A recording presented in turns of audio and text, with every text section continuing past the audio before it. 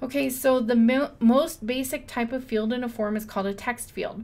So a text field is just a field where somebody's going to type some text.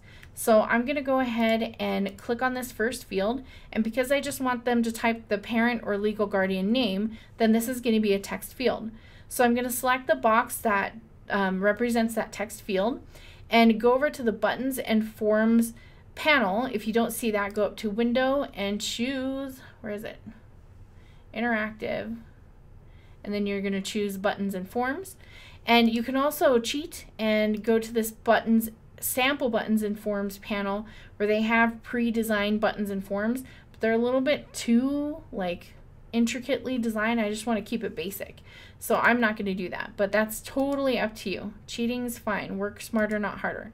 So not cheating's fine. You get what I mean. So anyway, so I'm going to come over here to buttons and forms, and I am going to choose type and choose text field.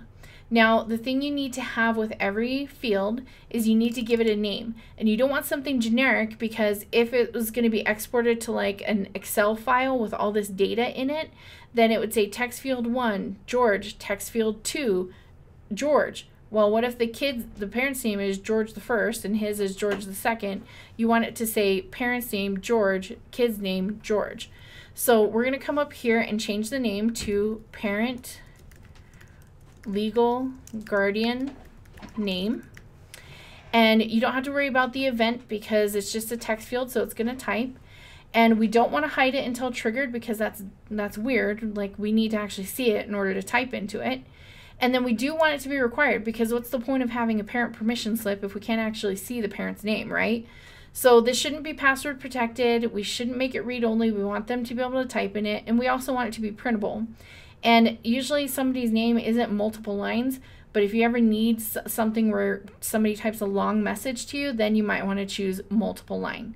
If it is multiple line, then you want to choose scrollable, so that if they go past your box boundaries, you can scroll up and down.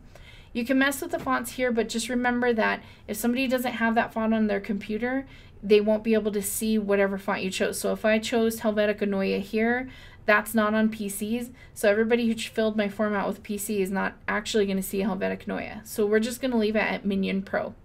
So I think that's good for that one. You can see the little icon saying it's a text field. So we're just going to do the same thing for this one. We're going to choose text field. And again, the name should be what this actually represents, so child's name. And we're going to make sure it's required, because again, what's a permission slip without the actual child's name? We don't need any of those other options. We're going to leave the font alone, and we're good with the text field. So in the next tutorial video, we're going to talk about how to use check boxes and then go through each one of these with every video.